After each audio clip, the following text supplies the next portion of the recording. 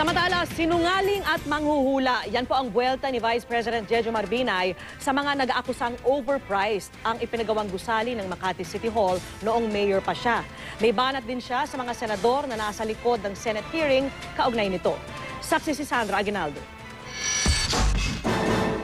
Bakit nila ngayon ginagawa ang paninira sa dahil sa impormasyon na malapit nang magsimula ang survey sa isang linggo, meron naman survey, gusto nilang maapektuhan ang kanilang mga paninira, ang suporta sa akin ng taong bayan.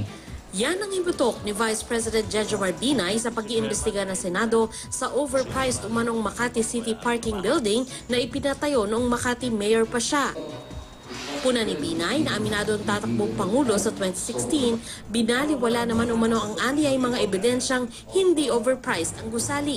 Pinagbantaan pa umano ni Senador Antonio Trillanes IV ang kinatawan ng kontratista ng proyekto na Hillmarks Construction Corporation na tumestigo sa Senate hearing kahapon. Attorney Bondal, kasama ba sila Engineer Henson sa plunder case? Hindi pa po kasi wala po kaming dokumento na nadawit po sila. Puro ordinansya lang po ang aming nakalap.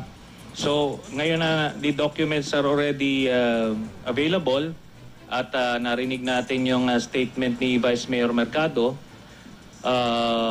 I believe these people should be included. Itong testigon to na kinatawan ho ng kontratista ay pinagmumura ni Senator Trillanes.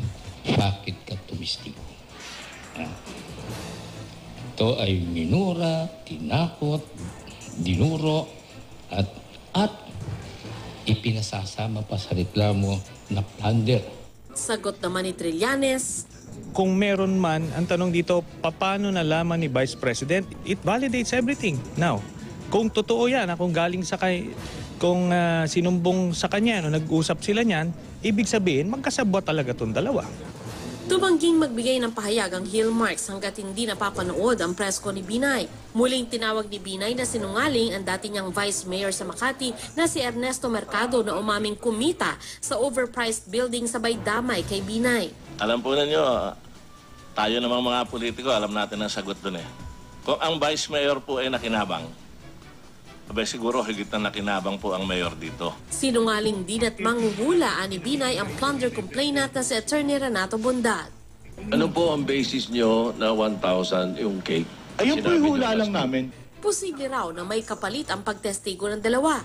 Wala pang tugon si Mercado. Sabi naman ni Bondal, ito siguro para rin malaman ng taong bayan, ganito kami sa Makati. Ito ang tunay na kalagayan namin. Hindi maganda ang buhay namin sa Makati. Sa kabila ng paninindigan ni Binay na di siya nakinabang at depensa ng kanyang kampo na world class ang gusali ng Makati City Hall kaya umabot ng 2.3 billion, nakukulangan si Trillanes sa paliwanag. Kaya naman mainam daw na dumalo na lang si Binay sa Senate hearing. Kung sakali po may matanggap ako, tingnan po natin ang pagkakataon sa panahon ng aking pagtanggap. Ako si Sandra Aguinaldo, ang inyong saksi.